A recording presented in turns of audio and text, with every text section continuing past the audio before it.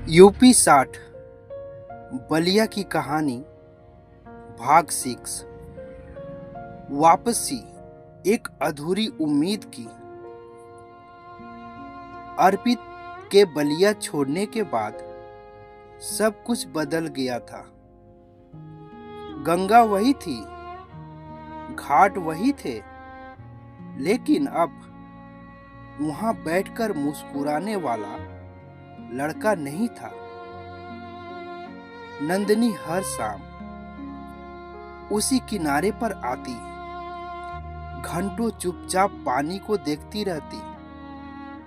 लोग कहते वो पागल हो गई है, लेकिन सच तो ये था, वो सिर्फ प्यार में अधूरी रह गई थी। उधर अर्पित दिल्ली चला गया था। दिन में मजदूरी करता और रात में बच्चों को पढ़ाता। गरीबी अब भी थी, लेकिन अब उसके चेहरे पर दर्द से ज्यादा जिम्मेदारियां थी। वो हर महीने अपनी मां को पैसे भेजता,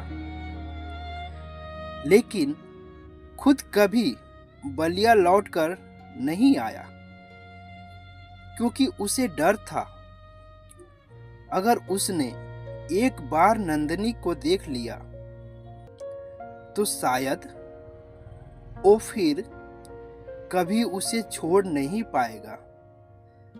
समय धीरे धीरे बीतने लगा। एक दिन अर्पित को गांव से फोन आया। उसकी मां की तबीयत बहुत खराब थी। ये सुनते ही अर्पित की दुनिया हिल गई। वो उसी रात ट्रेन पकड़कर बलिया के लिए निकल पड़ा। कई साल बाद जब ट्रेन बलिया स्टेशन पर रुकी तो उसकी आंखें भर आई। वही स्टेशन, वही चाय की खुशबू, वही मिट्टी, लेकिन अब वो पहले वाला अर्पित नहीं था। गांव पहुंचते ही उसने मां को गले लगा लिया। मां कमजोर हो चुकी थी, लेकिन बेटे को देखकर उनकी आंखों में चमक लौट आई। मुझे पता था तू जरूर आएगा। अर्पित बस रो पड़ा। उस रात वो चुपचाप गंगा किनारे चला गया। चांदनी रात थी, लहरें धीरे धीरे बह रही थी। अर्पित उसी पुराने पत्थर पर जाकर बैठ गया, जहां कभी वो और नंदिनी घंटों बातें करते थे। तभी पीछे से पायल की हल्की आवाज आई। अर्पित का दिल जोर से धड़कने लगा। वो धीरे धीरे पीछे मुड़ा और उसकी सांसें थम गई। सामने नंदिनी खड़ी थी, सफेद सूट, आंखों में वही मासूमियत, लेकिन चेहरे पर अब पहले जैसे हंसी नहीं थी। दोनों बस एक दूसरे को देखते रहे। कई सालों की दूरी कुछ ही पलों में आंखों से बहने लगे। नंदिनी धीरे से बोली, तुम सच में लौट आए?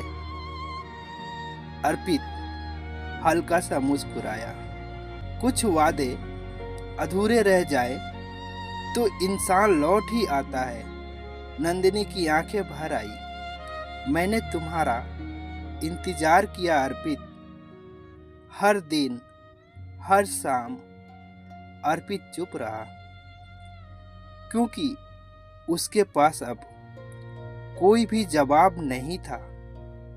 लेकिन उसे नहीं पता था, इस बार किस्मत उनकी कहानी में एक नया मोड़ लिख चुकी है। चलिए जानते हैं आगे की कहानी भाग 7 में देखना ना भूले।